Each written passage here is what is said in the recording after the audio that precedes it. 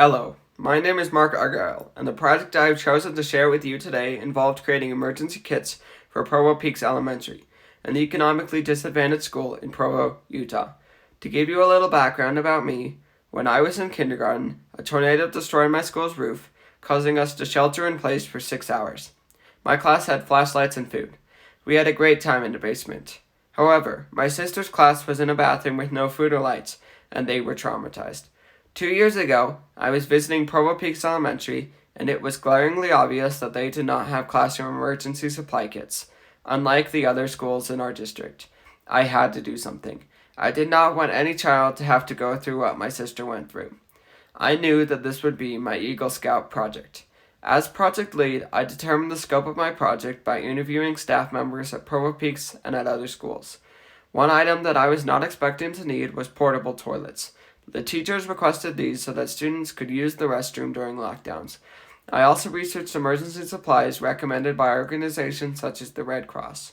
By taking the time to study the situation, I was able to recognize that the classrooms needed both lockdown supplies, such as toilets and a classroom supply of water bottles, and evacuation supplies, like a portable backpack filled with equipment.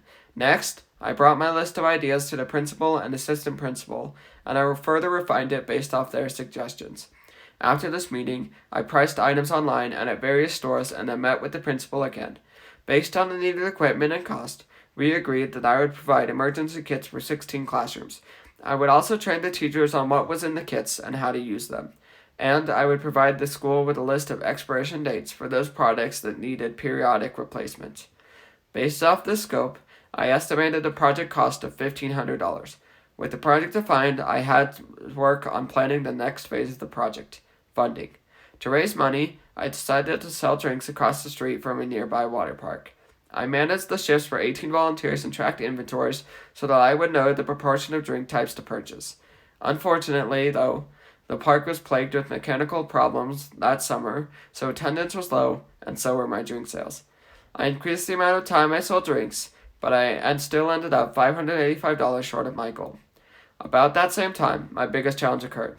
The principal told me he was moving to another school and that I would have to wait 8 months for the new principal before I could complete the project.